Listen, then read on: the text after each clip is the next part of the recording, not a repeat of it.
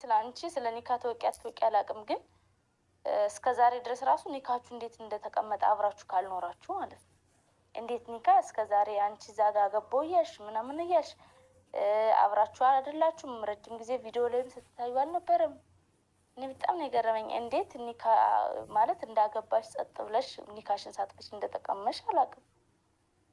እውነቴን ነው። ስለዚህ ሀዊም ደግሞ የማስተዳደር ግዴታ አለብህ። በደንብ ነው ግዴታ አለብህ። በዛ ላይ ደግሞ የልጅ እናት ልትሆን ነው። እሷስ ወንድ ብትወልድ በምን ታውቃለህ? ገና ለገና ይችኛዋ ባለትዳር ሆና ስለወለደችልህ ነው። በነገራችን ላይ የሚሰረቅ ነገር ይጣፍጣል የሚባለው ነገር እውነት መሆኑን አንተ አረጋገጥክልኝ። እውነቴን ነው። እዛ እየሰረቃችሁ ነበር አሸሸ ገዳሚ የምትሉት፣ እዚህ መታችሁ ሀላል አረጋችሁ፣ ተመቻችሁ ማለት ነው። እና በጣም የሚገርም ነገር ነው።